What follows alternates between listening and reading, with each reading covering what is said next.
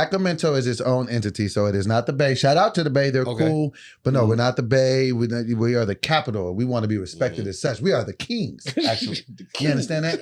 I hate it because you've been out from Sacramento. Oh, the Bay. No, Sacramento, sir. Right, Sacramento. Right. Really? We got, the cast used to be, and the crazy thing is people used to come from the Bay Area and they thought they were so much cooler than us. And so they'd be like, man, Sacramento, this is a cow town. Niggas would fight you if you said that, like if you shitted on Sacramento and be like, no, we from the Bay. The Bay is cool. Like, no, we can fight about it. So it's really a serious. Okay, I get that because people say I'm from New York. I'm like, nah, I'm from Brooklyn. I ain't Exactly. from New York.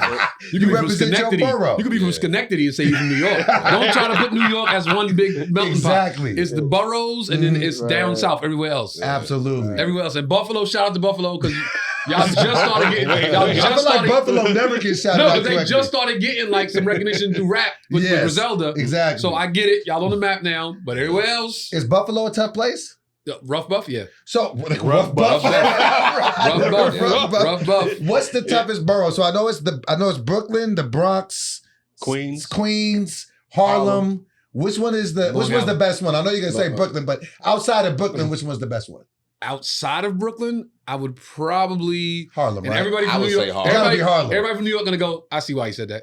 I'd probably go Queens because Queens always had the baddest bitches. Really? Queens always had the baddest bitches. Is that why they call it Queens? I feel like Harlem always had the flyest. Harlem is to get money niggas, right? Like that's where you go to the hustlers. I could admit that. Harlem was the hustler. Get up and get it. Brooklyn was like robbing niggas, right? Manhattan keeps on making it. Brooklyn keep on taking it. What does that mean? That means Harlem was they was hustling and getting their money. And then we would come and ruin everything. Brooklyn, you ever been to a party in New York that got ruined? It was some Brooklyn niggas. It was a party and got shot up in New York. It was some Brooklyn niggas. Then we started getting cars and we started doing this shit in Jersey and Long Island. So wherever you go, party got fucked up, it was a Brooklyn niggas. Yeah. Got you. And was it a tough place to grow up in? Super tough. When I grew up there, it was the worst neighborhood in America. Oh, really? When I was growing up there, Bed-Stuy was the worst neighborhood in the United States of America. Biggie's from Bed-Stuy. Biggie, Jay, the Rock Brothers, Big Daddy Kane, Fabulous is from right down the block. Wow. Papoose is from around the corner. Wow. If we just keeping it rap. Mark Breland down the street, if we keeping it boxing. Mike Tyson up the hill. Riddick Bowe up the hill. Damn. Dwayne Martin up the hill. Wow. I had no idea the history was that rich. Zab Judah, Michael Jordan, born there, then moved to North Carolina. Wow. Yeah. Brooklyn, did you see them cats like growing, rap cats all the time? up? All the time. Yeah. All the time. You see Jay? All the time. What was he like? Jay was just, it was a dude that was like, oh, that dude rap. Like that dude was like, that's that rapper dude that had that show last night at on Fulton Street. Like, right. You know. Right. Did he run the city like as the kingpin as he portrayed? No. Did he lose 85 bricks and get it all back? It was a bunch of dudes all trying to get it in various talents. And sometimes we would come across each other. You know what I'm saying? So like the rapper dudes would come across the comic dudes. The comic dudes would be in a party. Oh, that's the boxer nigga. The boxer dude would see, oh, that's the basketball player. We was all kind of like-minded. You know what's funny? That's a new bit I'm working on. I guess I could do it right here. I can premiere a new bit right here. You know who's the best talent scouts in the world? Who's that? The criminals in your hood are the best talent scouts. Listen, the criminals in your hood are the best talent scouts in the world. You know why? Because they can see that you got a talent and go, yo, leave him alone. Leave him alone. He got a future. He got a future. Leave him alone. He's funny, he can rap. The niggas they recruited, they knew this nigga ain't going nowhere. So he can sit in jail 7 20 years. He ain't got no fucking future. Niggas would be like, yo, Tone, literally be in the park like this, getting money. Yo, Tone, get the fuck out of here, man. Like, this nigga got a future.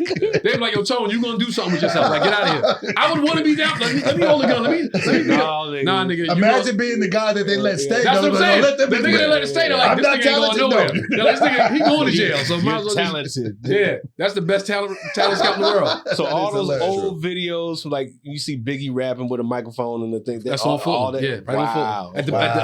At the block party on Fulton.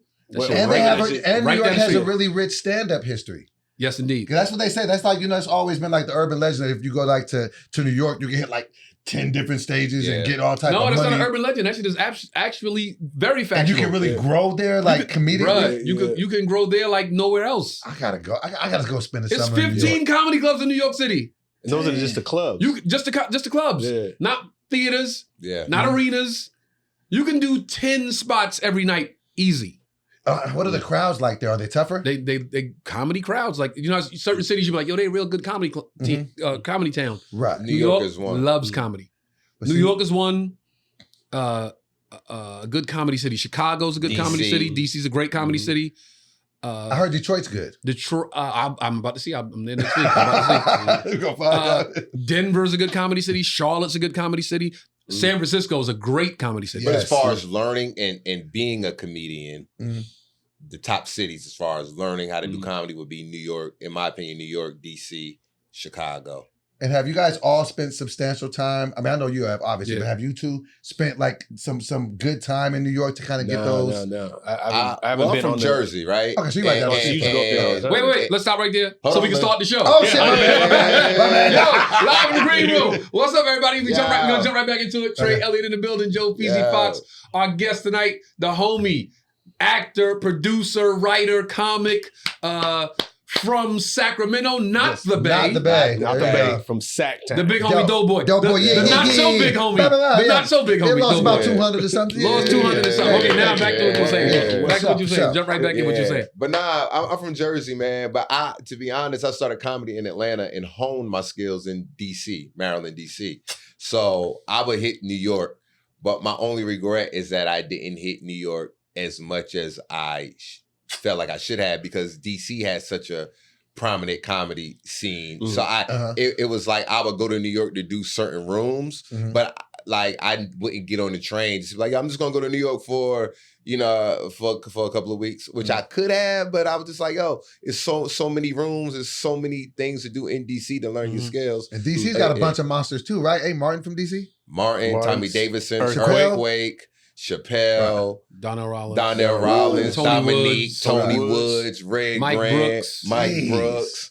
Right. Lawrence Owens, who don't nobody talk about because he's not whatever. It's a lot. He not whatever. What's whatever? I mean, he's not. You didn't know what to say about it. That's what I'm talking about. He ain't big social media. Okay, He Lawrence, just- what's his name? Lawrence Owens. Lawrence Owens. He's just Shout one out of the, Lawrence Owens. He's just Yeah, one of from the funniest comedian, one of the funniest comedians in the city. Eddie Bryant. Right. Eddie Bryant, Fat Doctor, rest in peace. What's Lamont? What's Lamont's last name? Lamont King. Lamont King, King. yeah. But like a lot of people took classes with Fat Doctor, who a lot of people don't know who Fat Doctor was. He was Martin's mentor. And he Wow. actually wrote on the Martin show for a couple of seasons. And then, head got a little big and some things happened and their relationship kind of dwindled. But he passed away a few years ago. Wow. But Fat Okay, Doctor yeah. was a comedy legend in DC. And, and a lot of people took Fat Doctor class to learn how to do comedy. I never took a class, but a lot of people did do that. T-Rex. T-Rex. T-Rex, T-Rex. who got me started, who I would say got me started once I moved to Maryland, kind of just put me on and kind of like, yo, you need to go to these rooms and all that. So always shout out to T-Rex. Nice. So yeah, so DC. So people had asked me what I would have done different. I would have probably drove to New York more than I did. You know what I mean? Gotcha. I probably would have made it like, all right, 2 weeks out of the month, I'm gonna go to New York. I would have did something like that. I truly believe every comic at some point, wherever you starting at, it don't really start till you get to New York. How much time do you think one would need to spend in New York to kind of go through the? Because I want to go, and I was thinking a summer would do it, but should it be like a year? To go through the what? Like the hit all the rooms and the New York experience of hitting multiple stages for weeks at a time to be able to grow. Because every person that I hear has done that has gotten exponential growth.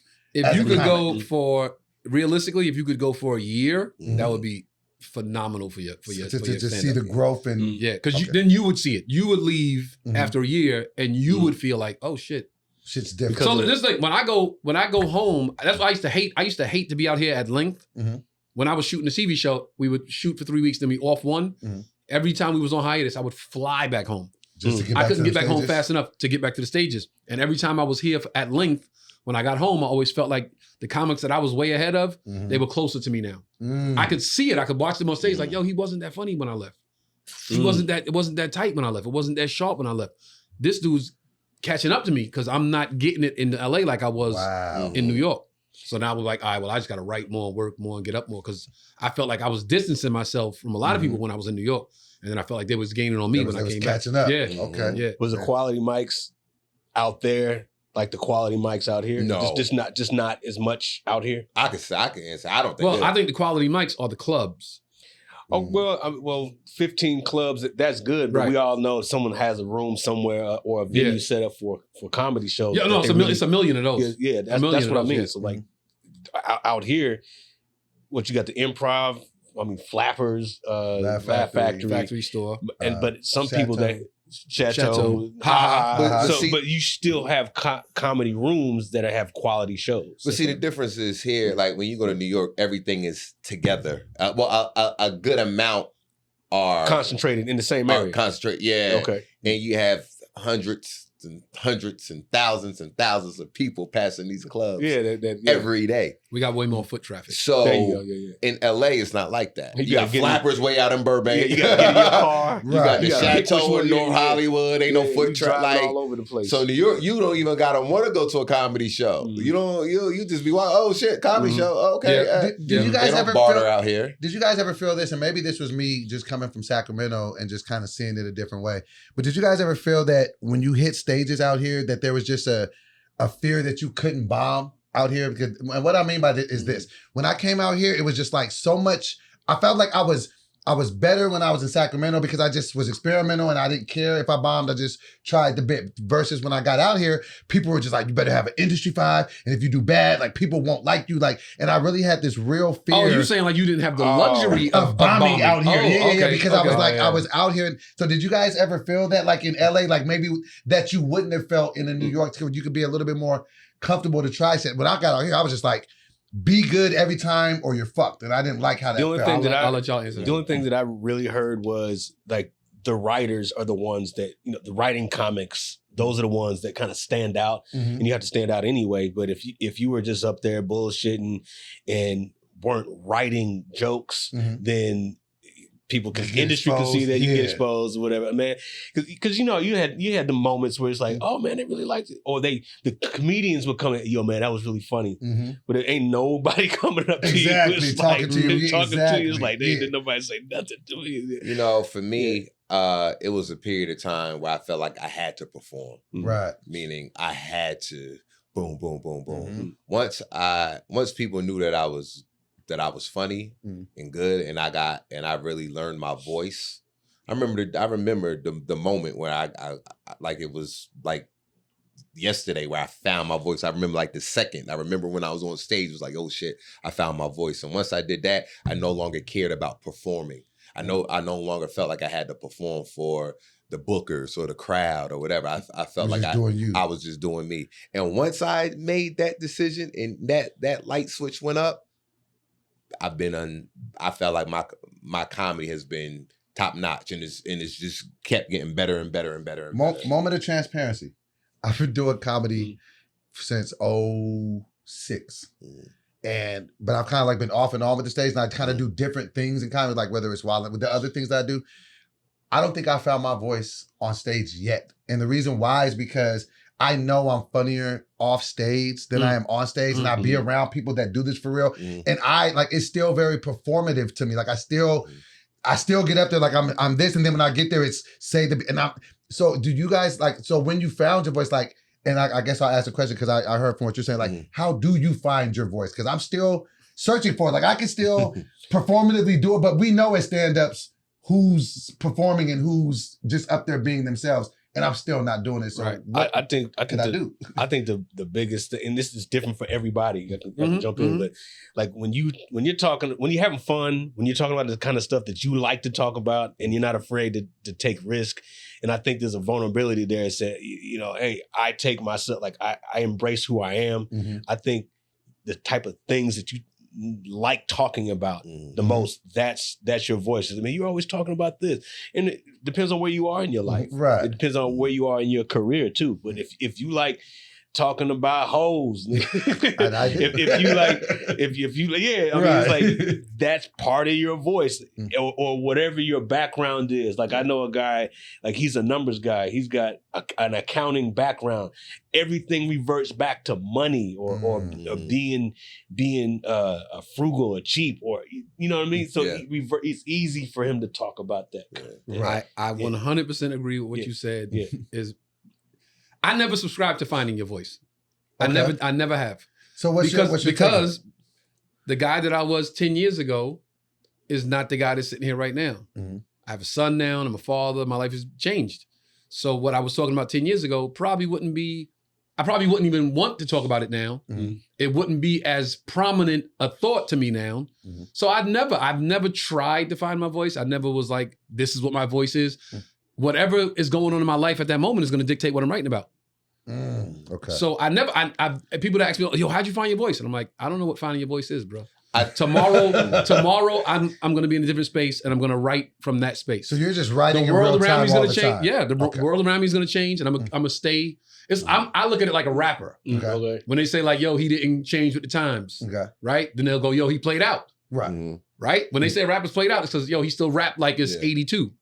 Mm-hmm. Jay-Z changes with the content, with the climate. He's correct. He's 50-something years old, but he's still spitting like, yo, you heard that Jay verse? Because he is with the change. The change changes, he changes. Right. So I'm like, I think my brother's like that. My brother's like, when he was Big Ass Jokes was like, yo, if you put a pot on the stove at a certain time, a man will show up to that pot. That was a single Chris Rock talking. Mm-hmm. Last special was, yo, I told the teacher, I want you to kick my daughter out of this school because my daughter's a rich, privileged child and I don't even like her because I didn't grow up like that. Exactly. 2 different motherfuckers. Right. Right? But I think the thing is, though, right. but I think it's you still have a voice. I think your brother still has a voice. I think when it comes to the voice, and this is my opinion, like I found my voice when I started speaking my truth. Right. That was my voice. It's not the way I talk, or it's not the way, I used to be a little bit more animated on stage, but the older I get, I'm more relaxed, I'm more chilled, I'm more laid back. But my voice comes with my truth now. Mm-hmm. So instead of me trying to find something funny, I make things funny instead of trying to.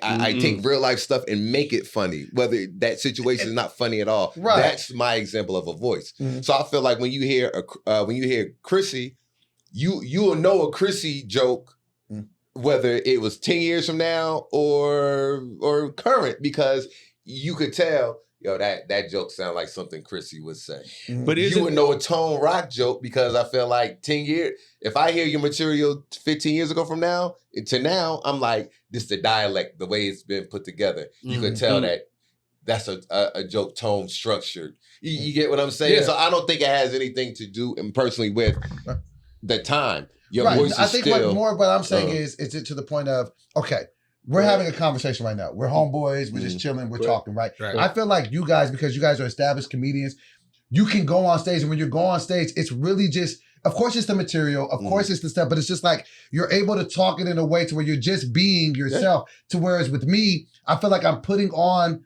a performer's hat and now I'm doing an act. And I want to stop doing an act and be myself on stage. And I still haven't figured out how to do, and you can tell when you're watching comedians who's performing and who's being themselves. Know what you should do? You know what I mean? You should do some spots with no set. Oh yeah, that's scary. Okay, I know that he's right. It's all scary. It's all scary. Right, and just go up there and just... Listen, everything in life is hard before it's easy. So just go up there and just... Remember you couldn't ride a bike? Now you can do that shit without a thought. Yeah. Right. Everything in life is hard before it's easy. Memory. Okay. Just go up there. Yo, what up? And see what the fuck happens. But don't you think that having a voice... I think that's my biggest fear too, because yo, what's good? I think I'll be having and if you could do it in front of an intimate crowd, that's where I really learned how to do exactly what you're saying. Right. When it was 7 people in the audience. Right. When it was 8 people in the audience. Yeah, now the pressure's off. Now it's a conversation. But don't you think it's having a voice, that's one thing, but that's just how you sound, your personality. But your perspective, I think that's what... Yes. I think that when you can articulate your perspective, that adds... And get out of part of your voice. Yeah. I think that goes with part of your voice. Your perspective is the same for your whole life? No, that's based on your life experience. That's what I said. Yeah. That could change. Where you are right now, have you accepted that, embraced that, like, this is who I am? That's what you take on stage. Yeah, finding your voice. I hear it. I hear it. Because I'm trying to go up there and say what I think you think is going to be as funny versus my honest truth. Good. Yeah. I'm glad you said that. Yeah, Here's the biggest misconception in stand-up comedy. Audience members. Ready? Everybody listening. You think we're telling jokes that you think are funny. We are not telling jokes. We are not telling jokes that we think you think are funny. We're telling you shit that we think is funny, and you laughing tells us you agree with us. Yeah, right. Yeah. Right. I don't. No disrespect. I don't give a fuck about the audience. I'm happy y'all paid to see me. I'm happy y'all in the room. But these are all things that what every time people say, "What's your show like?" I say my show is a conversation with Tony Rock. Yeah, because I'm telling you all the shit I think is funny. When I hear the laughter, okay, you agree.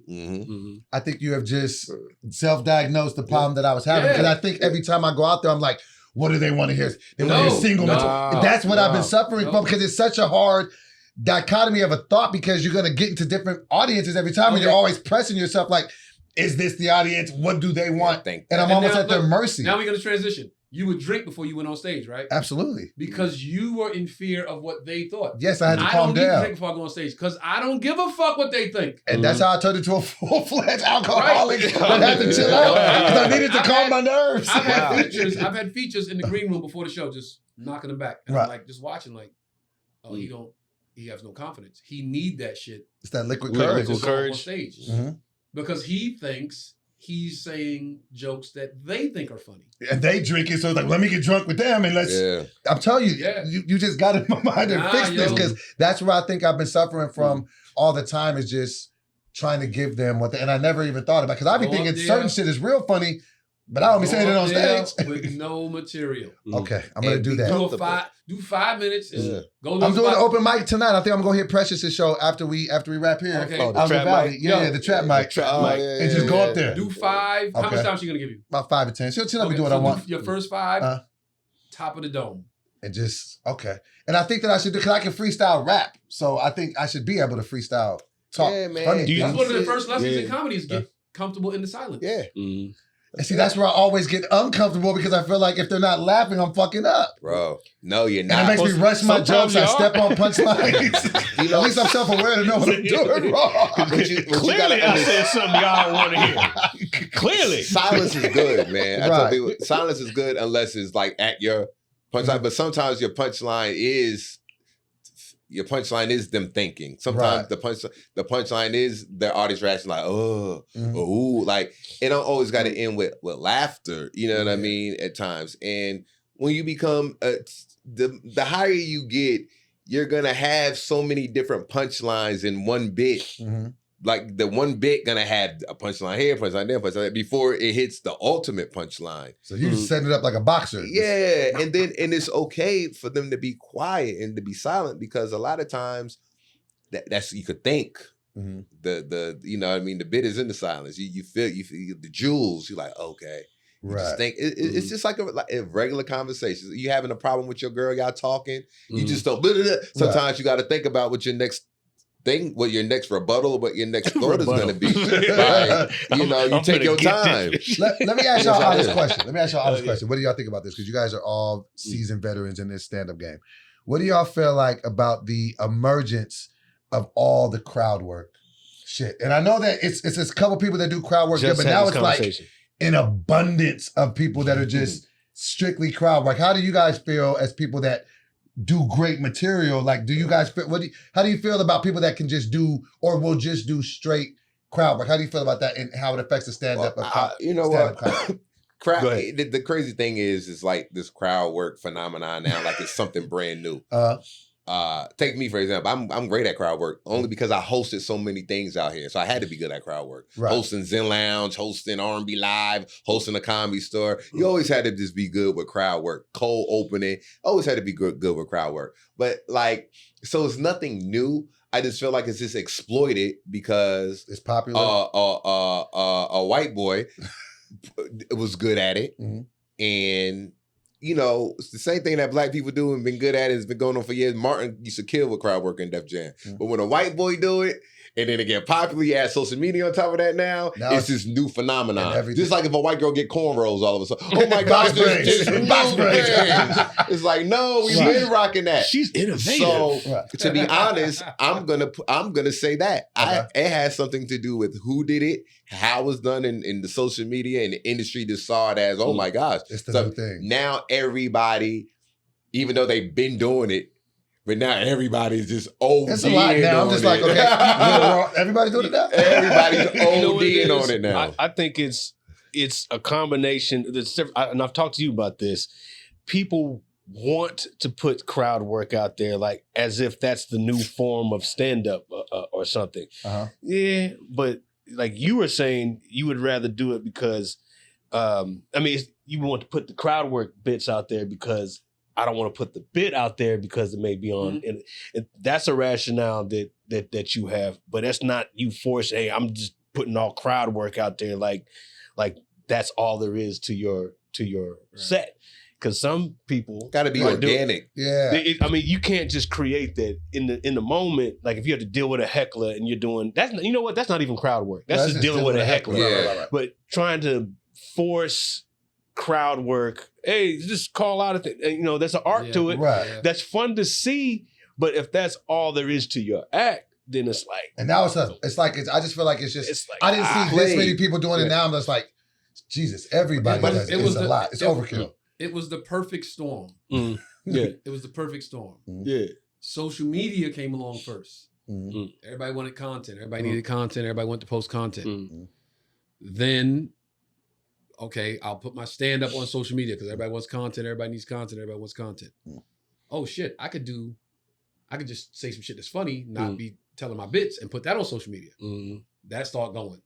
Then a white boy started doing crowd work. The whole world thought, we've never seen this shit before. It's brand new. Right. And it's brand new. Right. And they went crazy. It was young kids. It was young kids that thought, young kids thought, oh shit, this guy is funny in the moment. He's 2 seconds in and he's funny. Not knowing black people have been doing that shit for years. Right. I'm top 5 dead or alive crowd work. Sheesh. I'm top 5 dead or alive. He's dead or alive. Ain't no question. Right. I used to do it when I started out because I got bumped. I've told the story a million times. I got bumped up from feature to headliner too soon. I was doing 20 minutes. I was Tracy Morgan's opening act. I was Kim Cole's opening act. I was John Witherspoon's opening act. They would bill me as Chris Rock's brother. So on the flyer, it'll be John Witherspoon and Chris Rock's brother. So 200 people, 300 people in the room. They're like, oh shit, we want to see Chris Rock's brother. Right? I know they're just trying to get asses in the seats. It was no disrespect to me. I never took it as disrespect. Right. At the time, that was my biggest credit. That my lineage. Right. So I would go on stage and rock out. And then they were like, holy shit, if 300 people were in the room and 150 came to see Tony, we could bring Tony back in 2 weeks to headline. But I only had realistically maybe 30 minutes. So if I'm saying 30, I probably had 15. So I had to go up and do crowd work. Because when they bump you up to headliner, you can't say, no, I'm not ready to go. It's like getting called up to the major leagues. Right. You can't say, yo, I'm still trying to hit this curveball. Right. You got to go when they send you. Because if you don't go, you might never get the call again. Chance, yeah. Right. So I would go up and do my second biggest joke to open my set. The second biggest joke I had, boom, got him rocking. Open them up. 10 minutes of crowd work. And like, so would you just start talking about people? No, listen. I had to find something that would last me 10 minutes because if I had to go to my written material early, done. I wouldn't be able to finish the set in time. I'd be like saying goodnight at like 42 minutes or I get off stage like, nigga, you just did 39 minutes. I'm like, oh, like shit. That shit. Right. So when I went into the room, I had to find something every time. No question about it. I had to be like, yo, oh, y'all dating? What's up with y'all? Like, I had to. 10 minutes of that, another bit, another 2-3 minute bit, 5 minutes crowd work, another 5 minute bit, my big closer. Good night. 50, 58, 57. Just made the hour. You know what I'm saying? 56. Just made it. But every time I went into the room to do crowd work, I would find something and I would go write that shit down. Yeah. For the next show. So if I had 2 shows that night and somebody said something about they married and they going through it, next show I'm like, yo, you ever be married and going through it? They gave me the material. A lot of material for crowd work. So I would always find something and always be in between shows. Okay, now I got another bit. Add that to the set. So now... So he's great. He's getting new material. 2 years later, I'm doing an hour, hello to goodbye, straight material. Right. But then I would just do crowd work because I had worked the muscle so long that I could do that shit like that. Then my detriment was I would take people on the road with me. They would see me doing crowd work. Then the next show, now they doing it. It's like, bro, now it's whack because we all doing the same thing. Yeah. Exactly. But the thing is, but the hard part about it is though, if that's how you naturally are, because like I said, if we cold opening, I hate starting off with material. That's why I always say, if I'm doing a 30 and I'm the first one on stage, I'm used to hosting. So it's a natural thing for me to go into crowd work in the beginning. Because I hate, to me, if you the cold opener and you going in straight to material, it's just like you not warming a girl up. Yeah. It's just like you just going in there, dick out, like ready to smash. I gotta warm, like I gotta do a little. I gotta jab it a little bit, unless that makes sense. Unless it's already like, then I'm like, all right, bet. That analogy makes sense if it's your girl. Right. I gotta go. You gotta try to kiss another nigga bitch. No, but you don't think it's a show. It's a show, right? That don't make sense. So go stick it up for the first. Like I see how it is when people go straight into material. I'm like, you didn't want the crowd. You didn't give the crowd anything. It's easy for the headliner to say because they there to see the headliner. Right. But when they don't know you. You just can't just go up there, hey man, and my stepfather Lewis. I'm like, man, what the fuck this nigga talking about? I think there's I feel like you gotta jab it. I think there's a way to do that, and then like a minute tops. You know, you can say hi in a minute and all that stuff. I mean, it depends. You know what? It depends on the room too. It depends on the room. Sometimes, do some rooms want you to get straight to the point, or they want you to? Sometimes the room be rocking. When they don't know you, niggas get this shit started. But I try not to do crowd work because I would rather do the material. Now, if it's something going on in the room, it's like, okay, I gotta ignore that's different. That's different. But it's like, all right, okay, this dude, in my mind, I'm like, okay, this look like I'll probably try to save it. I was like, this, I know Tony probably tear this motherfucker. Like, I won't say this. I won't say anything.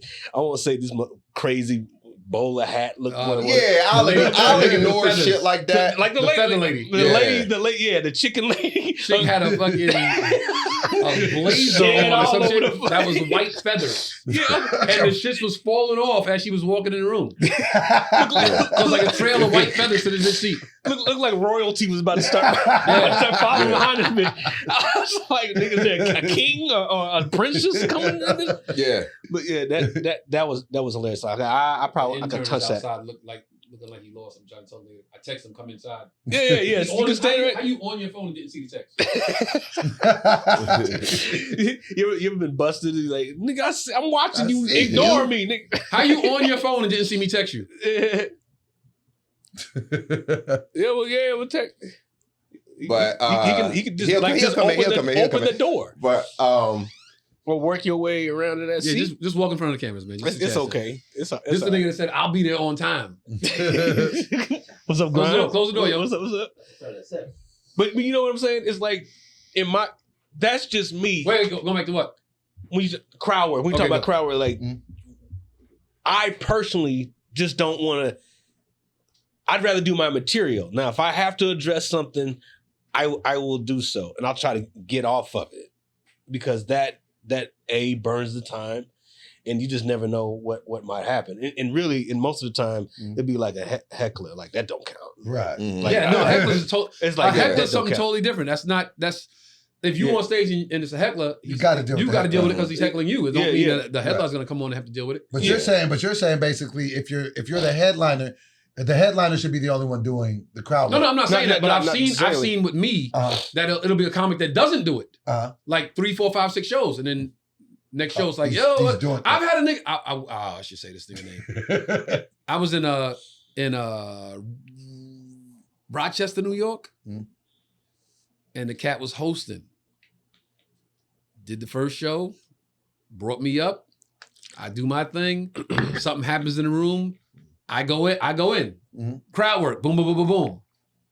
Second show, this motherfucker's on stage doing the bit I did as crowd work. Damn. I did it as crowd work. He's doing it the second show. Material. And everybody's like, yo, like wait staff, everybody like, yo, didn't you just say that? But I'm like, yo, that's crazy. He manufactured it. Just like, yeah. Forced it. It was, I think it was Rochester, New York. Yeah. And then I went back and was like, yo, he can't host. Who was it?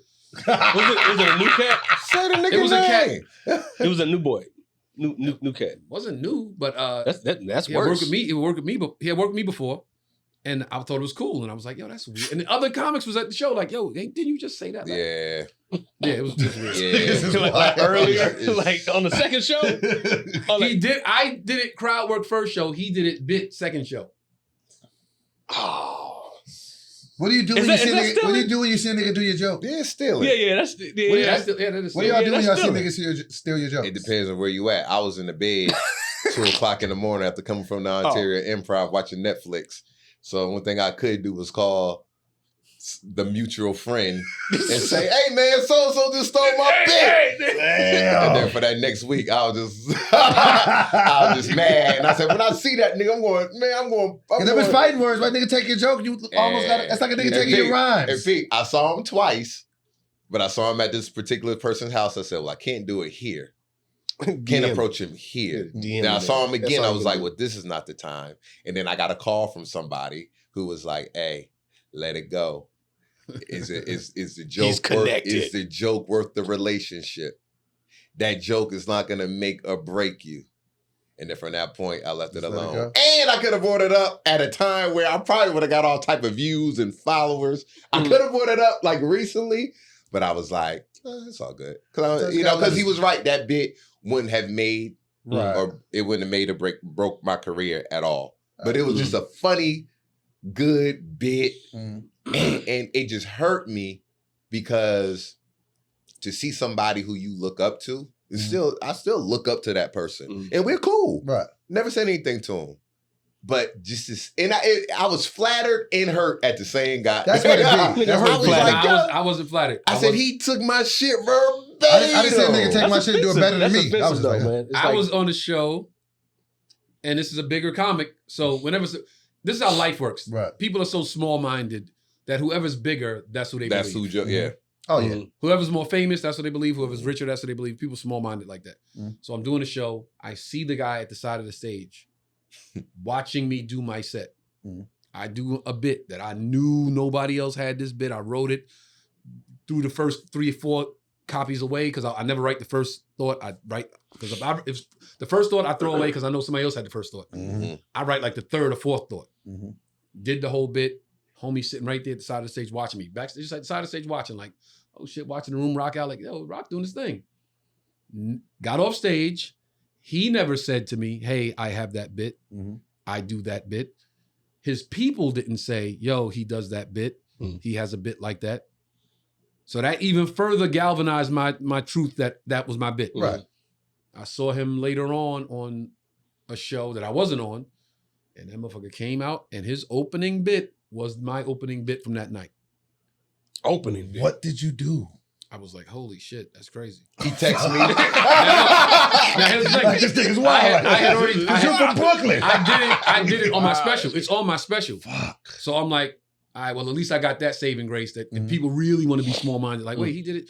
Well, shit, Tone shot his special way before that. Right. You know what I'm saying? So if it comes to that, if it goes any further than that, then it's like, all right, now I just got to talk to this nigga. But yeah, it was mine was documented. Yeah, if you my man, like Fox, my man. If you do a bit, Fox gonna go, yo, nah, Tone do that, yo. Right. So for his people to not say anything is like, come on, really? And it sucks when it be a bigger name. And it's a bigger name. So if anything, it's like, yo, Tone jealous, Tone hating. You know what I'm saying? And when you got proof though, I got several proofs where I'm just like, but I say, you know what, Trey, just let it go. Now, if it's somebody in my class, like I've had comedians in my class still my signature bit.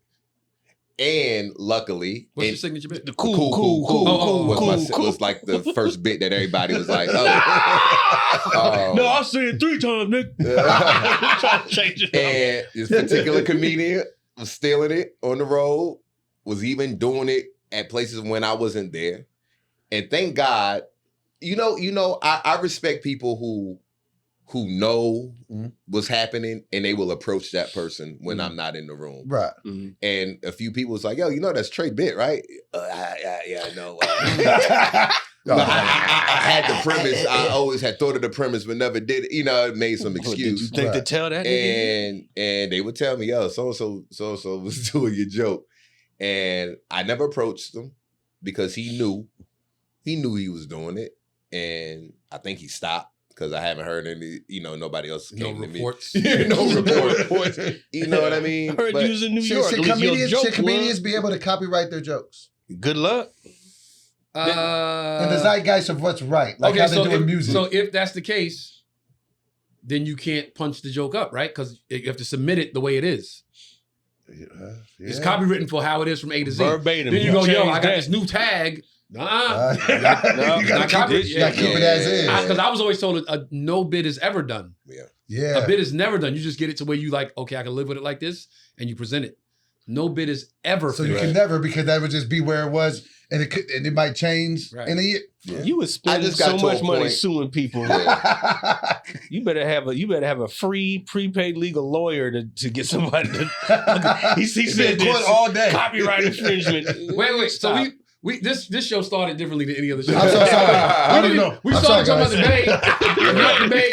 We didn't even introduce you. Yeah. No, we did introduce you later on. But so since we talk about stand-up, your origin, how did you start? Where did you start? How did you get into it? What made you want to get into it? Who did you look up to? Give me that whole story. All right, so Sacramento, California, I was based out of. Never really wanted to do comedy. I was a rapper. Right. Gospel rapper to be exact. Grew up in church. That was really kind of we my all thing. got bars, FYI. Well, me and Tone. I got 2 bars. Gospel rap. Gospel rap. Yeah, I was in a group called The Committee. Because I went to Trinity Baptist Church in Sacramento, and we was just all about getting the world saved. So that was kind of like my thing. So I was really, really into music. Was past tense? Huh? Well, I'm still into it.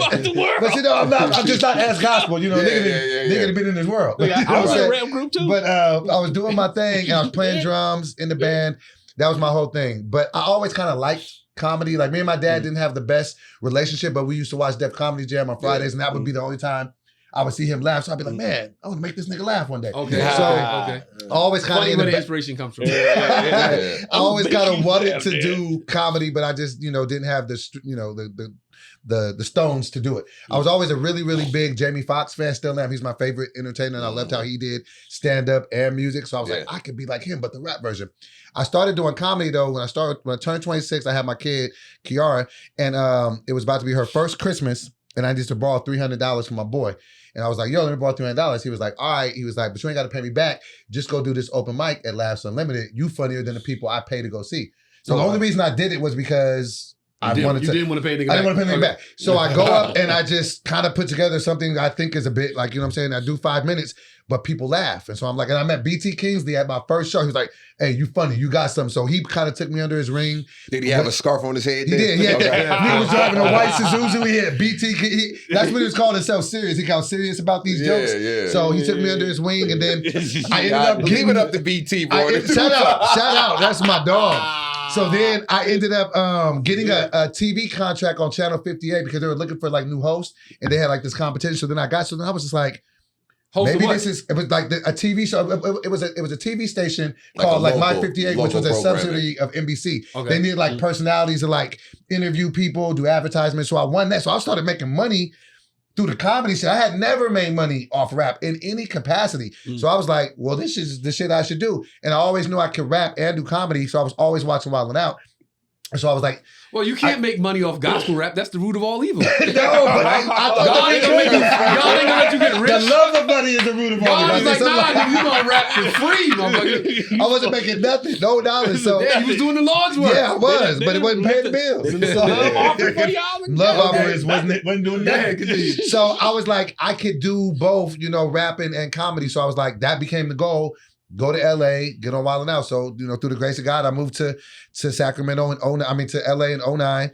And by 2012, I got on, shout out to Nick Cannon and the people at Wild 'N Out. I auditioned, got on Wild 'N Out. Tell us how that process went. I didn't have a manager, agent or nothing, but shout out to CT, Clayton Thomas. He was like, he knew where the audition was. So, you know what I'm saying? He ran into me, he was like, look, I'll tell you where it's at, just don't go the same day as me. So I was like, all right, so cool. I went with Donovan Jordan, because me and Donovan was roommates at the time. Donovan comes with me. He kind of like smooth talks us to get us in.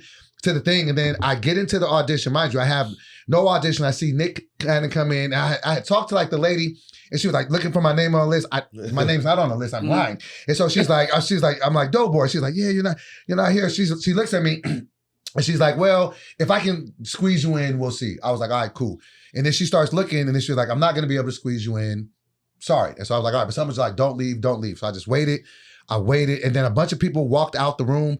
And then they were waiting for somebody to come in. They were like, send the next person in.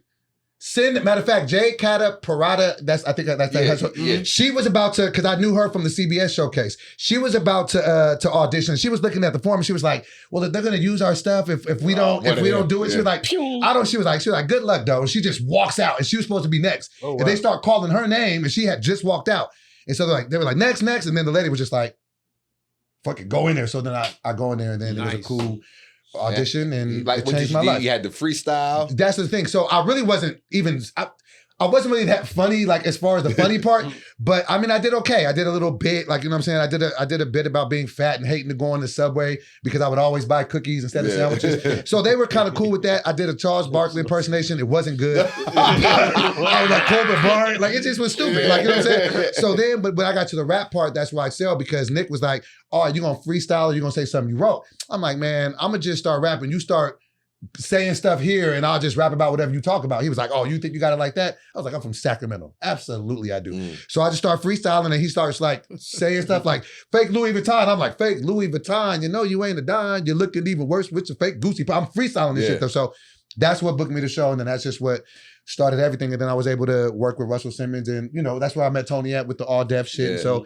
doing things like that. So that's where let me interrupt you real quick. Yeah. That's where it all started when Doe got the motherfucking the mohawk. Oh yeah. He talking about the shag. Oh yeah. I tell people all the time, I've supported so many comedians with they fucked up hairstyle. I had a blonde mohawk. And I was 450. Yeah, I was way bigger. Yeah. That's what. I remember Doe. That's all that. Doe had the jewelry. Oh yeah. I said, Doe got many different phases. Yeah. How did All Def come about? All Def came because actually that was rest in peace to Teddy Ray. You know, I got a little bro on the arm. We had met. Ray, so Jeru was managing me at the time, and me and Teddy used to always that was just like my homeboy just from day one. So we always just used to riff on each other, and like he and I always kind of had like that brotherly relationship. So I would always get on him like, man, let's just lose weight, make it a competition. So we'd be on Twitter. This was like back in 2011, 2012. So we was trying to like challenge each other to lose weight. And so Jeru seen this, he was like, yo, if y'all take this serious, this was when All Def was just getting started. He's like, if y'all take this serious, I'll take you over to Russell. You know what I'm saying? Because he's already, you know, looking at you guys. He wants to do some content. We could base it around this. So if you look back, this is way like early regime All Def. We had a show with Russell Simmons called Teddy and Doboy blowing up. And it was all about us losing weight, like, you know what I'm saying, and doing things. So that's how that was dope. Doing yoga, all this shit. Like, you know, Teddy had lost like 100 pounds. Like, it was like, you know what I'm saying, a total thing. So then I ended up going back later. So that was like in 2012. But then I ended up going back like in 2014. And they ended up hiring me as a writer and then like as a staff writer. And then that's when I ended up rocking with Tone. Me and Tone was supposed to be writing shows together way back in the day. So that's when I was there, and I was kind of utilized like as a writer, on camera talent. And so I was kind of there from like 2014, like 2020, just really. And your Fat Drake, 20 million views on Facebook. So, you know, so then it was crazy because no matter what I did in comedy, the music always was right there with it. Like, you know what I'm saying? Like when the first thing I booked was, you know what I'm saying, Wildin' Out, and it was because of the music. Like, you know what I'm saying? When I started doing the parodies, it was the Fat Drake, and then that was the 20 million views on that. And even now, like, even with my show now, like, you know what I'm saying, with the Morning Cup of Dough, I do a song every day on the podcast. So it's like, I think that's the thing that I'm always more passionate about. Well, God made a gift for you with music because you started doing music for him. Exactly. So he was like, I'm going to use that gift to do the other stuff. Exactly. But that's the thing that I'm really passionate about is like the music. So that's why every day I'll be rapping on my podcast. But that is part of your voice. I mean, that is part of your voice. You should always use that. I know, but I don't be knowing how to like integrate that as stand-up. You do it every day. And that's the thing. I can freestyle any day at any time, but you put me on stage in front of a comedy crowd and I'll just be like, I think I know what it's about. Y'all want me to tell you? Okay, moment of transparency. I don't know if you guys have ever been booed. Yes. I've been booed 2 times. Let me tell you the 2 times where it hurt me. The first time I got booed was the first time I did comedy. It wasn't when I was 26. It was in high school when I was a freshman. And so they had a little comedy competition. I was just like, I'm gonna try this. I go out on the stage and I try to tell some jokes. Like, I don't know why I thought picking on this, and this is another reason why I don't do crowd work. Because I had the joke written in my head, right? So I go out there and I'm like, hey man, we from Sacramento, right? Sacramento got some fine ladies, right? Everybody's like, yeah. They start clapping and shit, right? I'm like, Sacramento got some fine ladies. It's a group of women right in the front. I stop at the women, I'm like, whoo. Y'all must be from out of town. But they're the popular girls from school, so nobody laughed. They're just like, boo! They start booing me. With the host. Nigga, I run off the stage. I run off the stage, bro. I run off the stage, I go backstage. My older sister comes because I'm crying backstage, but they can see me from out there. My sister comes down, she's like, nigga, they can see you. You're acting like a bitch. Stop this shit. You're embarrassing me. Damn. You're funny. Get the fuck back out there. Go tell jokes. Yeah. I'm like, all right. Wipe his tears. Go back out there. Don't know why I'm picking out a group of people again. Go out there and I'm like, hey man, I'm back. They ain't gonna run me off the stage. I got this. Kiki, I got you. And then I just go right back into it. Now, Mexican people, I don't know why. I was like, why every time you got a problem with one Mexican, you got to fight the whole family? I'm like, you got to fight their abuelo, their grandma. Nobody says nothing. A big-ass Mexican stabs up in the back like, I'm going to fuck you up, puto. Yeah. I run off the stage again. Wow. They boo me again. He tried to fight me off the stage. Wow. Damn. Didn't do comedy again. And so then I started doing comedy. Then I go to do Southern in 2016. Oh, that's the wrong thing to do. I go out there, and this is on videotape. This is on YouTube still. Yeah. I go out there, I'm telling my joke. It's like 4,000 people there. I can't see nothing. There's a bunch of lights. I'm telling jokes. Nothing's really working. And so then you start to hit a little, boop, boop. And so then I tell a joke. And so then I'm like, I say it and then nothing hits. And so the nigga was like, boo.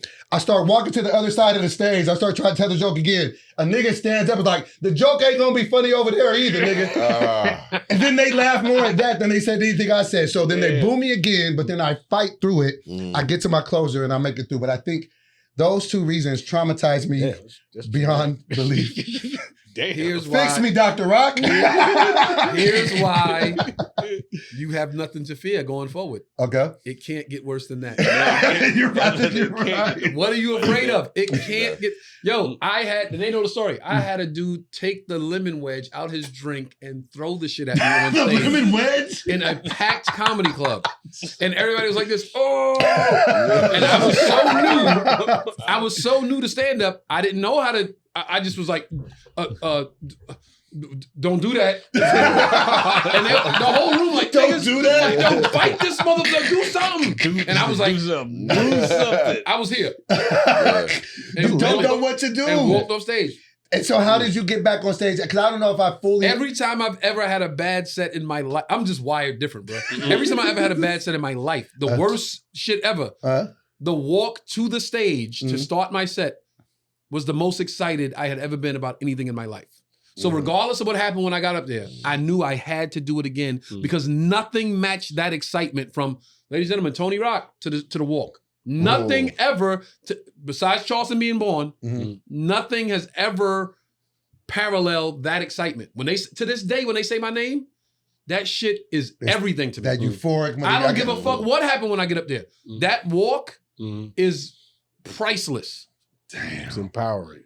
It really breaks it down in a different way when you think about it like that. Because you're right. What is the worst? I got booed off stage in Harlem during a block party and walked out the comedy club and everybody was still hanging out on the block.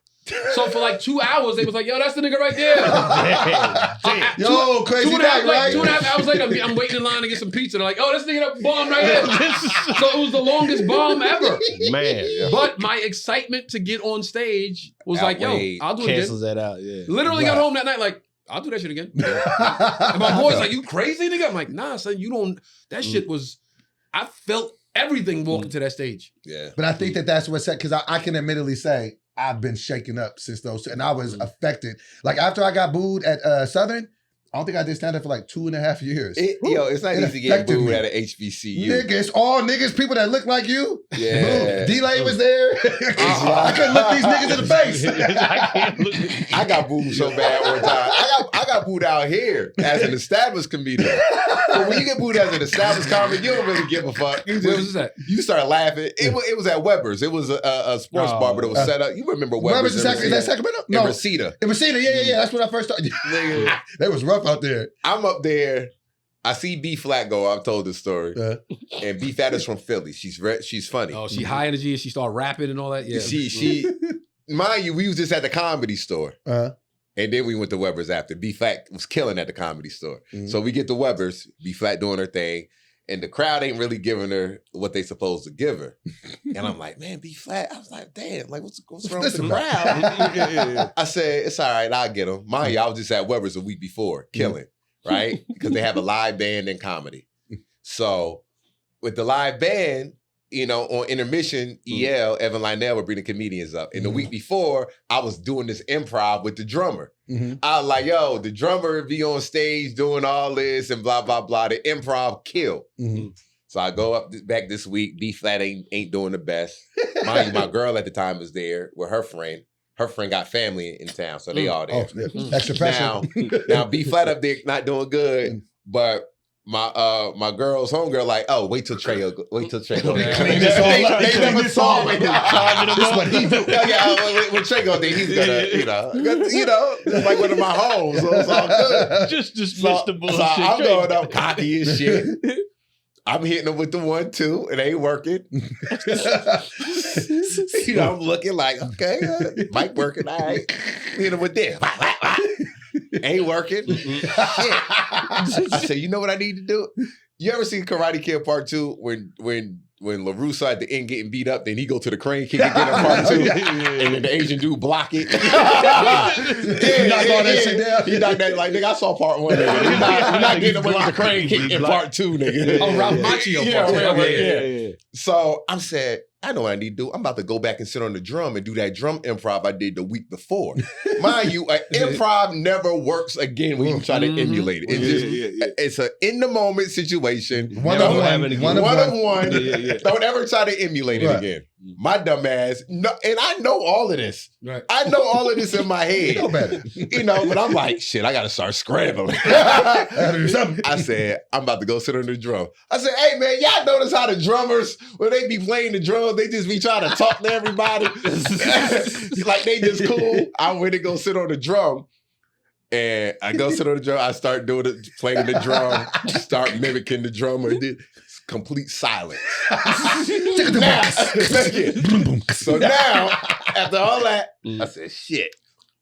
I gotta get up and walk back to the mic. That's a long walk. Nigga, that walk seemed like it took me 15 minutes. All you hear, ding, ding, because I'm tripping over chords. You hear everything. Ding, ding, ding, ding. I stayed in the mic. I was like, so that worked last week. Somebody said, well, it ain't worked this week. I look at my girl, she like this. You know just wrap it up, Trey. Wrap that up. EL on the side cracking up. He get back on stage, and this is my man. Comedy ain't for everyone.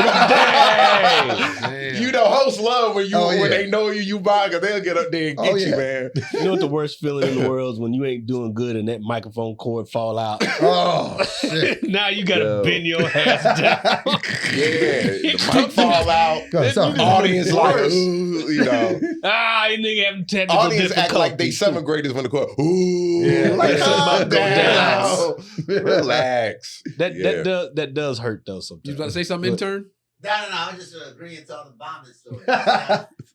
You know what's even worse than that? It's like when they tell you to get the off stage. Oh shit! You know, like get off the stage. Like, I never had that. I never had that. I've seen comics get that.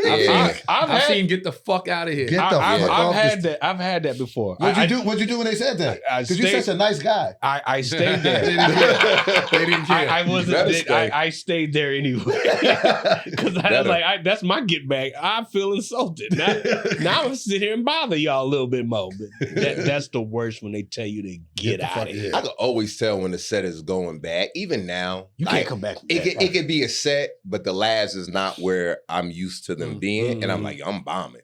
But I'm just like, man, I just got to just stick through it, and I just stick through it. I don't try to do nothing outside of the pocket. I just be like, boom, boom, boom, boom, boom, boom, boom, boom, boom. All right, I'm out of here. Good night. There's bombing. I'm trying to explain this to you, so when you in the future, there's bombing. That's the booze and to get the fuck out of here and all that, and you know, people throwing shit.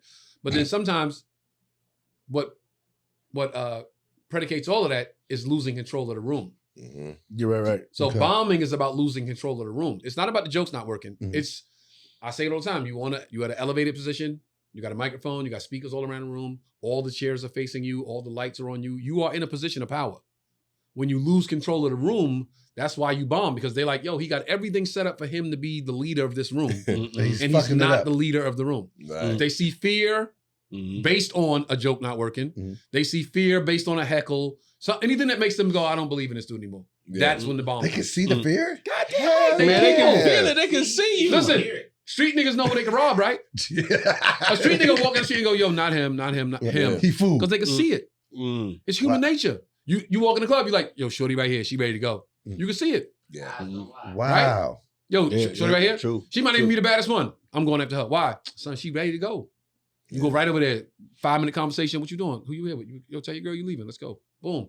How you know? You can see it, bro. Yeah. So confidence. Yeah, don't ever have your head down. In every aspect of the word. Don't have your head Y'all down. didn't know I came here for y'all to fix me, nigga. Tell the jokes. Help me. Tell the jokes like you know they work. Okay. Got it. If you, so then I was, and he said, oh, this ain't confidence at Then all. you start looking for the jokes on the floor. This is not confidence. I don't believe in him. Yeah.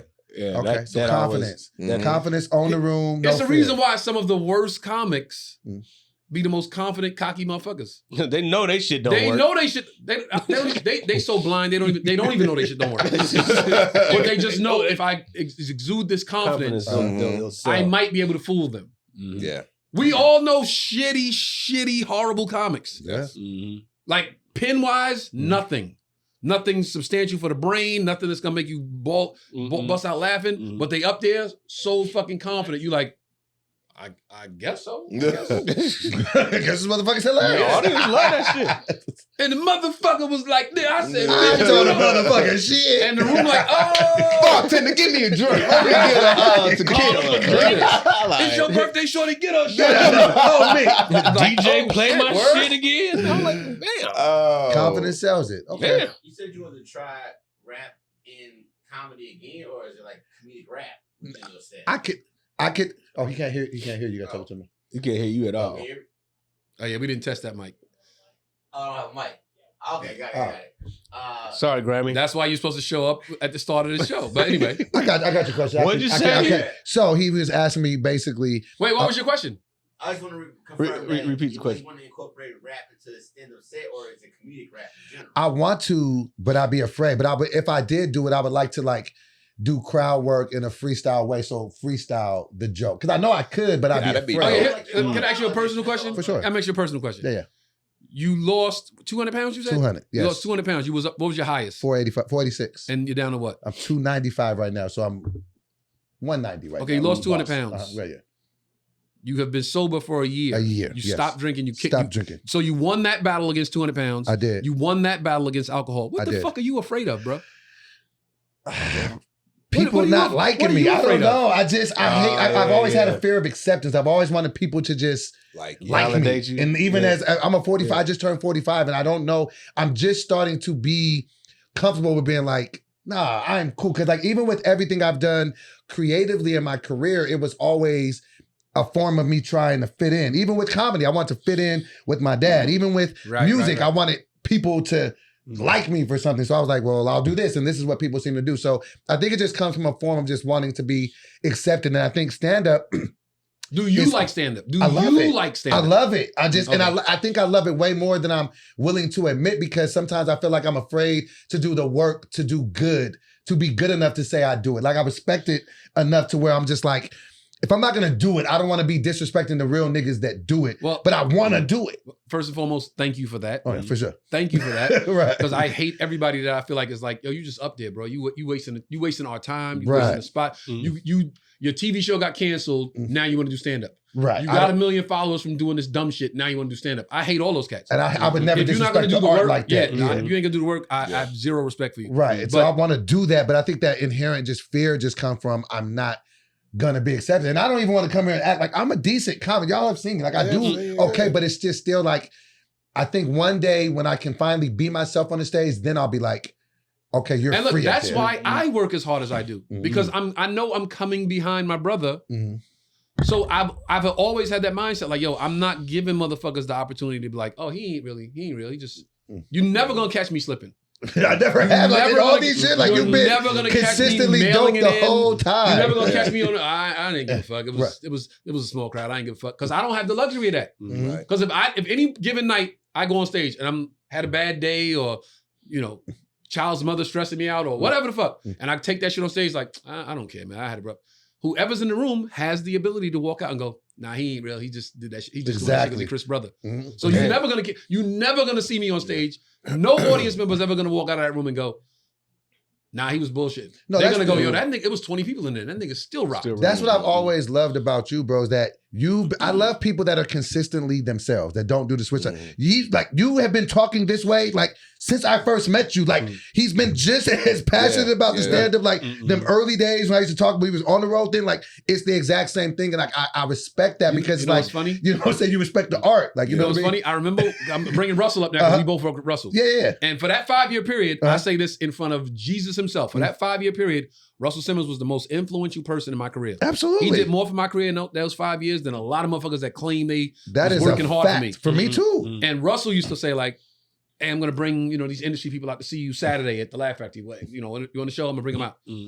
And hey, I'm going to try to get these people to come Tuesday. I would always say, yo, Russell, you could pick any night, any day, anywhere. It ain't like it's better one night than the other night. And you don't got to give me a forewarning because I'm going to ramp it up that night. Nigga, I'm good every time you see me. Every time. You just get them to come and it's going to be a show. I'm not going to be like, oh, they here? Now I'm going to, I stay up all the time, all bro. The time. Any given night, I'm going for 30 any night. Yeah. Any night.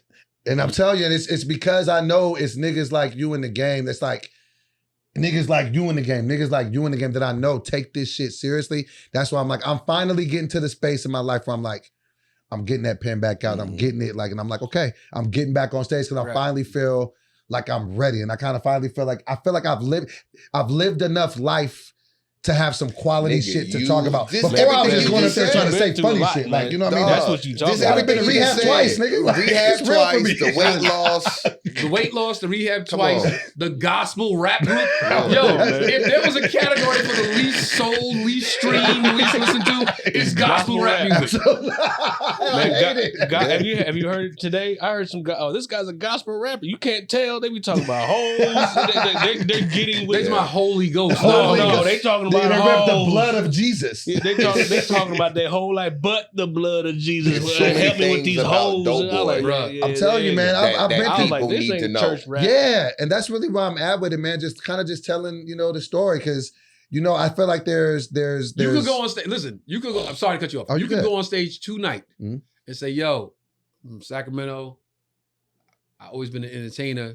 I wasn't always a comic, but I used to be in a gospel rap group. And then y'all want to hear something? And of course they're gonna say yeah, and spit 16 some real religious shit, right? And then go, the fucked up thing is, nobody gives a fuck about gospel. Even y'all was like, we'll hear it, nigga. But we don't want to hear it. If I had that CD outside right now after this show, you'd be like, nigga, I want to hear it. I want to buy it, nigga. That's just your in right there. Nobody want to hear gospel rap. Exactly. I'm gonna do that today. I'm going to Precious's to trap. Son, even Jesus, even Jesus, like, what's this nigga doing?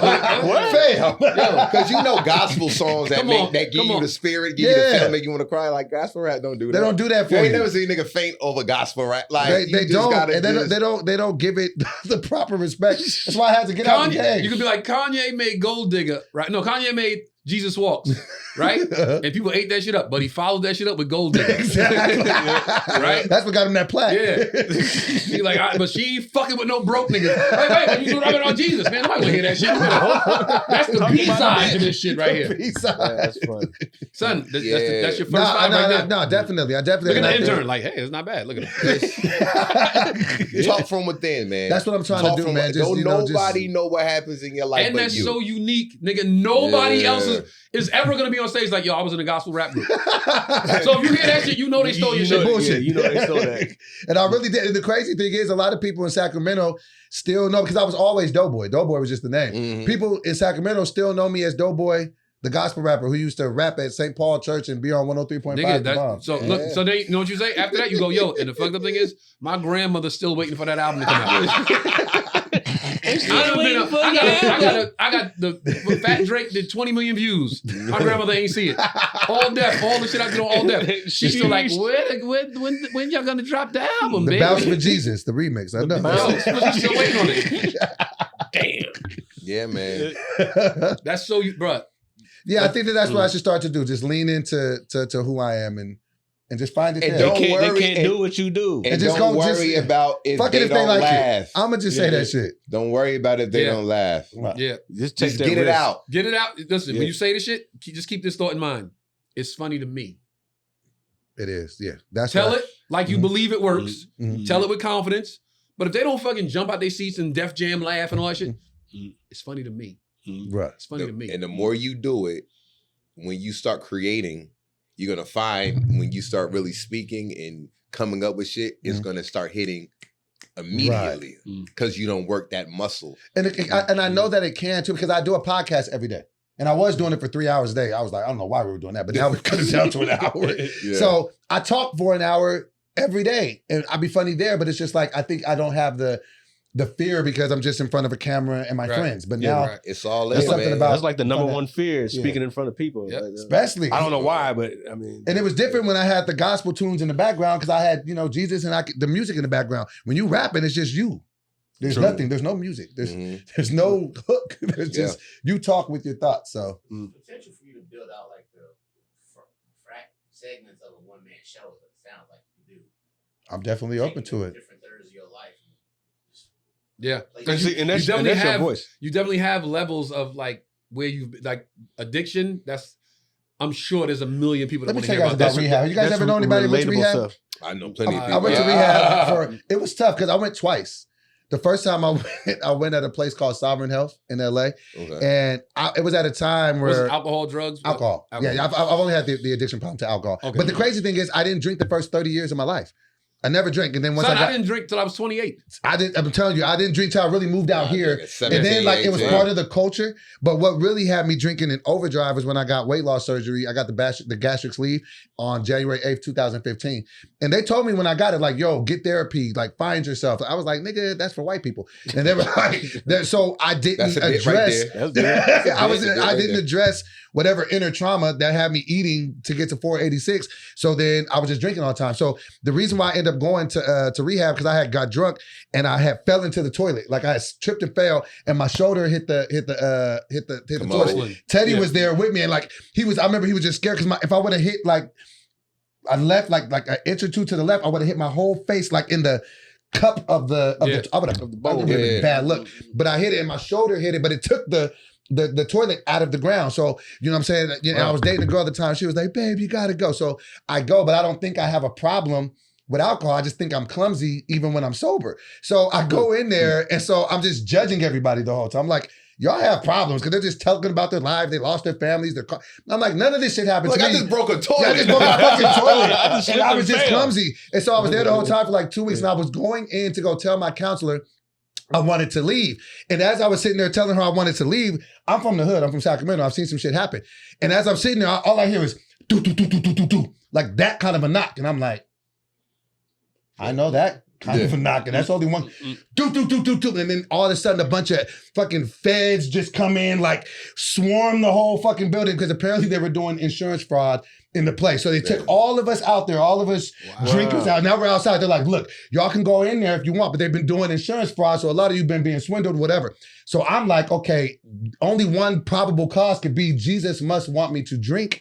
So I leave. Why else would he send the feds in here to bust this place up? So I leave and I go back and I start drinking. And so then I like ruin my life for another 6 months. And I'm about to get fired from all death. Like a nigga, like my boss at the time was walking me in there to fire me because I had not came in to like one of the shoots. He was like, look, man, I'm like, I'll go back to rehab. Jesus was like, nigga, the feds was your guardian angels. You can't be go back to the sauce. I sent you guardian angels to get you out of there. I thought I was supposed to get out of there. I went back to drinking. So then I go to the rehab and then I go to Texas. I'm there for 30 days and then it was cool. And then I was sober for like 939 days until the pandemic. And in the pandemic, I just kind of flipped my shit and I was just like, damn, Hennessy again. And then I went back to drinking again. I went the other way with the pandemic. I didn't have one drop of alcohol the whole pandemic. Really? Because I knew everybody I knew was calling me like, yo, we went to the liquor store. We got all this shit for like half off because everybody's trying to sell it. Everybody I knew that was FaceTiming and Zooming with had fucking shelves and rooms full of liquor. And I was like, so everybody's gonna sit here and get fucked up the whole time? We don't know how long we're gonna be here. I was like, nah, I'm gonna chill. It created a bunch of alcohol. I didn't drink at all during the pandemic. Plus the baby was on the way. So I was like, all right, well, I'm just gonna chill. I didn't have one drop of alcohol the whole pandemic. I went back to the river and drank well. I was doing this during the pandemic. I was doing this thing called Quarantine Got Talent on my Instagram Live. And the first episode I did, you know, different people come on sing and I give them money, you know what I mean? And that first episode, I got fucked up. I'm just drinking Tito's and I celebrate. My girl over there, she the producer, so she right in there. She getting fucked up. We just, first night, this is early on, we got so drunk that night, we didn't drink for like 3 months, 4 months. In the quarantine, I was like, yo, we can't, you know. Cause see, I just got a Bevmo card. Though. That's all You got a what? A Bevmo card. I was eating my ass off though. That's when I gained my most weight. No, see, I was drinking, like I was an alcoholic. It was bad. Like I was just drinking and like chasing it with water. Like I remember like I would hug people. They'd be like, man, you just come from a distillery. I was like, man, I was drinking last night. Like it was coming out my pores. Your pores, bad. And it was just like, I was just like, well, maybe this just isn't for me. And I just came up to the conclusion. And it was crazy too. It was last year, 2 days before my birthday. I felt like I had a spiritual experience. I felt like Ted came and was just like, all right, ain't no more drinking now. Let that go. Like and I never felt nothing like that in my life. And it was at that moment I was just like, all right, and literally haven't had a drink since then. Haven't had a desire to have one. Yeah. This was 2 days before my birthday last year. So I haven't had a drink since August 21st, 2023. Hey man, that's just, you know what I'm saying? Thank you. But yeah, it was a fight though, and I was getting my ass whooped by that dog for plenty of years. And it's, you know, it'd be embarrassing when you talking to motherfuckers and you look at your phone the next morning and you see you had a 3-hour conversation and don't know what the fuck you was talking about. That shit is scary. Or you look through your call line. You like, who I text last night? Bro, have you ever had that happen? Huh? How much it got on the fifth a night. 17 shots. Don't ask me how I know how many shots is in the fifth. I just know. And they teach you that in rehab. No, I just used to pour it out. Because I used to try to find my spot where I can stop drinking. And it was normally 10 shots. But I would always go to that 11th and then I'd drink a bottle. And you got to think though, I got gastric sleeve. So when I was drinking a fifth, it's like a normal person drinking 2. Because my stomach got cut 80%. So I was working on a really small stomach. That's what I'm saying. It was like, it was a problem. That's what I'm saying. Like with people and with alcohol, it's so tough because it's such a socially accepted thing. Like it's like they kind of will criminalize weed and coke and all that other shit. But niggas really die from alcohol, from liver shit, from crack. I've had a cousin that died from DUIs. Like it's liver. really terrible when you really think about it. But it's socially acceptable. So you know what I do now? Because I'm not drinking right now. Well. Now I went to Vegas this past weekend. You did your thing. Friday, Saturday. But let me tell you how fucked up. Because I'm not drinking, so I've been doing this club soda with a lime. Right. But I said, all right, I'm in Vegas this weekend to do some networking. I got there Friday night. I said, you know, it's free liquor all around. Grand Corn Remo, whatever. It was for Heartbeat weekend. Right. I said, yo, I'm just gonna have like a drink or two and just, you know, chill, you know, it's within my calorie intake. Mind you, I'm on this diet, like I'm on a certain thing that I eating, so I'm not eating crazy. Right. I was still on my fucking diet. So I'm in there. They got sliders. I take the bread off. I just eat the meat inside, the protein. Cheese, I ate a couple of chicken breasts. Cute. Nigga, I don't got nothing on my stomach. Oh, shit. But I so I do 1-2 drinks. I'm like, I'm cool. Go to the club. Shots. Has some more. There you go. And that's where that's where you start forgetting shit. That's when you in every bitch face. Saw a bad chick that I knew. Hello. I'm like, hey, oh. So before you know it, 2-3 shots. The environment is whatever. More. I'm like, okay. Go gamble. Win 1,500. I'm like, oh. Give me another shit. Now you're about to lose 3,000. No. Nigga, I need that money. This is the time I like, I need this. I can't fuck it up. But I said, all right. I get back to my hotel room by 6 in the morning. Daylight, 6 in the morning. As soon as I walk in the room, my son was like, yeah, nigga, you know you ain't been eating. I said, what you say? Yeah, you know you still on that diet, right? Yeah. Check. So I wake up on the bathroom floor, mind you. Phone dead. It's out. My stomach said, you know. I can naturally wake up 2:00 in the afternoon. I get text messages, phone dead. I hear somebody knocking on my hotel door. I'm like, I'm okay. My phone ringing. I pick up my girl. Why you? I've been calling you. What are you doing? I said, I'm sick. Turn your location on. I'm like, I'm sick. I'm sick. And the older we get, we don't recover that fast. Yo, them hangovers will beat your ass. I could not get up. I was like, please, sister, cart me some watermelon and Pedialyte. I cannot get up. Nigga, I had to drink a whole liter of Pedialyte. I had to drink a whole carton of watermelon just to get to 70%. Absolutely. Just to make it to the shows. Dehydrated. 8 o'clock that night. I missed all the day shit Saturday. Yeah. Oh, you missing everything. And I was just like, but I didn't have a drink in 30 days. It'll whoop your ass. And now I'm back on. See how socially acceptable it is? We just laughed at that story. If he would have interchanged alcohol with coke, he'd be like, yo, you need to rehab. Did another line. Then I gambled, did another line. Then I got back to the club, was like doing more lines. He was like, yo, son, you gotta get you to rehab. We sat here and laughed at that shit because it's alcohol. Yeah, man. I'm telling you, man, that liquor shit is reckless and ill-advised. And I didn't mean to be. The older we get, it be the harder our body take to bounce back. I used to be able to drink, get drunk. The next day I could have a whole day of work and it was fine. Now, like if I was to get drunk now, nigga, I'm man down for 3-4 days. You know what I'm like that with? I'm like that with Patron. We used to drink a whole bottle. Like me and my girl Titi in Florida. She used to live out here. We used to do the Patron Olympics, we called it. Go in the club, we wouldn't get a table. We was anti-bougie shit. So she from Brooklyn, I'm from Brooklyn. We go in the club like, yo, we ain't get no table. We gonna get a bottle at the bar. So we be at the bar, bottle of Patron, 2 shot glasses, pour. All right, it's so smooth. Second round, boom, boom. Patron Olympics until we finish the bottle. Sometimes she'd be like, yo, I got the next one. We'd be like this. To this day, bro, Patron for some reason, I'm like, yo. I'm still a tequila guy, but for some reason, Patron can't do it, Tequila is the only liquor that's not a depressant.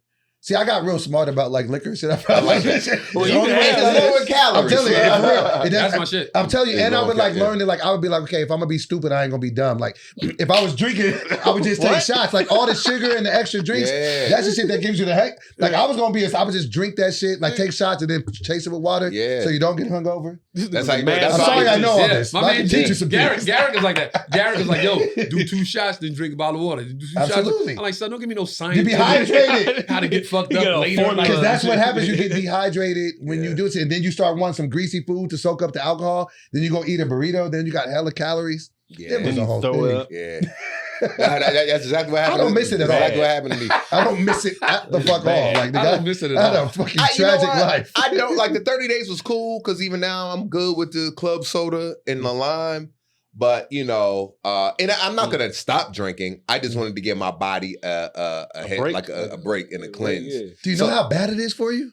Yeah, I'm not the sober guy that gets on people's nerves. So I'll be telling niggas drink if you want to drink. But what I've learned about it since I stopped, it's fucking terrible for you. Oh, yeah. Like it's nothing good about it for you. It's terrible for your liver. It's terrible for your brain. It like 80% of violent crimes happen when people are drunk. Like it's just not a good thing to do. But go off. That's why it's socially acceptable. That's why they have commercials for the shit. Because if 80% of motherfuckers drink responsibly, commit crimes, They build jails every day. And them DUIs, bro, it's DUIs. The DUIs kill people all the time. And then plus, them DUIs cost so much. Like, thank God I never got a DUI. I never went to jail for no drunk shit. I never went to jail, period, ever. But you know what I'm saying? But just the fact of when you get your first DUI, it's 10 racks. Yeah, man. Off the rip.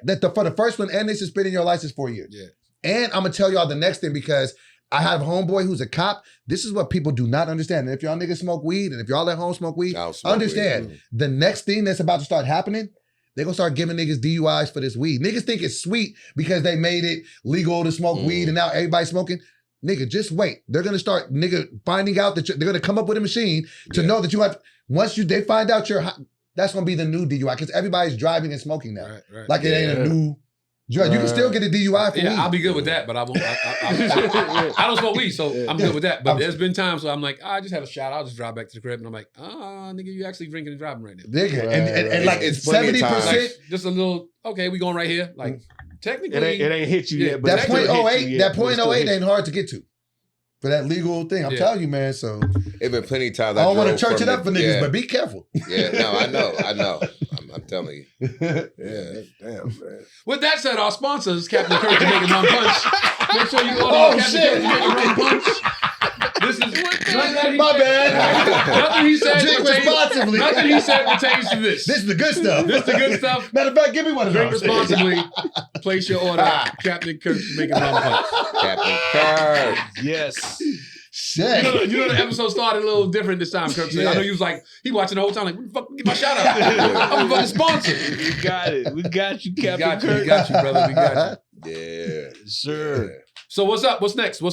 Man, the Morning Cup of Dough is what I'm doing, man. I got my own YouTube page, man. I am Doboy TV, IAMDOBOY TV. Morning Cup of Dough is where we have dope conversations and we actually record a live record. We're gonna have you on there. I got a and that beat is who made that beat? That beat is Day hard. One. And he made it especially for you. That shit hard. Call it Third Rock for the Sun. I gotta tell you off camera. Because I started writing my verses. I was like, let niggas hear the verse. I was like, you think I'll tell you off camera? Oh shit. Okay. I was turning up. Okay, so that put me in the frame of mind when I'm writing Third Rock for the Sun. I was talking some shit. But yeah, we do that every day and Monday through Thursday. And so that's something that I'm working on. But I'm also working on just producing new things, writing new shows, producing my own shows, my own movies, because I have my own production studio 26 Productions. Congrats on this, man. Yes, thank you. Got my own podcast studio and just doing my thing, man. So I just love connecting with brothers like y'all, man. I'm so proud of you guys working on your podcast. Matter of fact, round of applause for you guys. I love the podcast. Thank you for patronizing my business and, coming and I'm just looking for big things with you guys and helping and growing with you and helping your podcast become the biggest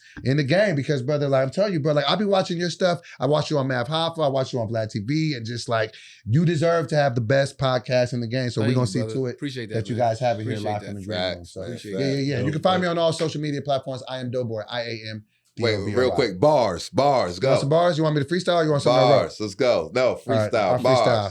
All right, so I'll do it without a beat in my head, so I'll just start freestyle. All right. Don't get on the mic and he start flowing. When he start rapping about shit, you know where I'm going. I speak on the mic and I don't stop. Live in the green room with my nigga Tony Rock and my nigga Trey and my nigga Joe. Niggas know Doe got the flow. Never been a hoe. Fuck so-and-so. Doe get the money on a Tuesday night. Go to old trap mic and I spit shit right. My niggas taught me about comedy. Be yourself. I'm lost 200 pounds. Just protect my health and I'm sober. Like a damn Rottweiler. Niggas wanna go Doughboy. I don't know. I fucking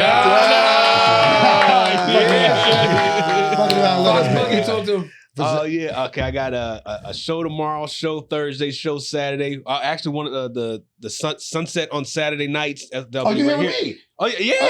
I'm hosting that joint because Esau's out of town. I'm hosting. Well, I'll be there with you. Yeah, for sure. You can find me on Instagram, Joe Feezy, JoeFeezie. And we in this. Hey, great episode. Hey, man, I had some fun. Thank you guys for having me. I will be back whenever you need me. Yeah, already know what it is. Trey Elliot, man. You can catch me at the Comedy Store this Thursday, Crack 'em Up Thursday with Nichelle Murdoch, the Belly Room. So I'm there Thursday, 10:30 p.m. And follow me on all my socials. You know it by now. Yo, shout out to Nichelle. I was at Crack 'em Up last week. My man Wavy McGuire was in town. My bro was in town. Did his thing. Who else was there? Chelsea was there. Courtney Hayes was there. I actually told her she was doing a great job hosting. Like I was watching her, like, oh, she has the blueprint. Like she was doing the following the rules of hosting very well. I told her that before I took off to go. And where am I this week? I'm Sacramento Thursday, Sacramento Friday, My Sacramento hometown. Saturday, Detroit, right? San Francisco Sunday. Mhm. Right. No, Sacramento this week. Detroit next week. Right. Houston, Texas. I don't know after that, but Mhm. follow me here. All of them right here. And order your Captain Kirk Jamaican Rum Punch. Yep. Let the intern come in for a second. The nigga said, text me today and say, yo, I will be there when the show starts this week. Came in about 25 minutes late, grabbed the Jamaican Rum Punch, got fucked up. Look at him. Look at him. This is the intern. Walk this way. Walk this way. Walk He's this way. blocking all the cameras. Okay. All right. Yeah, bend down. Yo, you are not in frame. John Grimes, Mr. Tan Panda. I'm in Indiana this weekend. 3 shows at the District Theater. And I'm chilling. Then I'm in Cleveland at the end of the month for the Ingenuity Festival. Mr. Tan Panda, check me out. All right. And I was late, but yeah. You gotta say extenuating circumstances. Oh yeah, and shout out to all the followers. We have just hit just over 2,000. So we got 2K, just over 2K. So please share this, like this, and enjoy. Wait. What's up? Before we go, so last week we had Stephanie Solomon. Stephanie Solomon. Not the real. Well, I called her a realtor. She said she's a broker. Real estate broker. The real estate broker. We had her on the show last week. Her DMs are blowing up from a bunch of gentlemen that thought she was fly. She looked good. They were shooting their shot. So what we're gonna do in the next couple of weeks, we're gonna take all of those guys that sending DMs to her. We're gonna invite you to the show. Oh, wow. We're gonna bring Stephanie back. We're gonna let her interview you guys. We're gonna be her big brothers. We're gonna sit there and critique and say who we like and who we don't like and who we got problems with. Yeah. right. And she is gonna decide who she's gonna go on a dinner date with Actually on the green room. on the green room. Mm-hmm. We're gonna pay for the date. You just gotta show up and be who you are and don't be, a weirdo. Yeah, don't be weird. And then in the coming weeks after that, we're gonna do the same thing with Joe Fox. Oh damn. So ladies, if you want to date Joe Fox, reach out to the show, hit us all, let us know. We'll bring you in. We'll have drinks and food and hors d'oeuvres and all that. Yeah. We'll have a show. Joe Fox will ask his questions. You can ask questions of Joe Fox. And big brothers, y'all gonna help me out? we will pay. We're gonna be big brothers, and we will pay for the dinner date. And since I'm gonna subject Joe Fox to this and Stephanie to this, it's only right that I do the same. So after Joe Fox, we're gonna do Date Tony Rock. Women, reach out to the show. Let us know. We'll bring you in food and drinks and hors d'oeuvres. We'll have a show, little interview session. Right. We'll bring the intern in. We'll bring Doe back in. We'll let everybody ask their questions. I'm gonna let them decide who I go on a dinner date with. Ain't that something? Yep. That's what you should call that piece of content, the dinner date. The dinner date. Yeah. Let's go. Come on. Let's go. So we That's got more some content. So we got more some stuff great coming. we got some great episodes coming. We got some more got some guests dope coming. ideas. So we Yep. appreciate the love, the support. It's a lot of big things coming with the podcast. Like, man. subscribe, tell a friend and tell a friend and tell a friend and follow. Live from the Green Room, yo. We out. Peace. Peace. The vibes, you know them.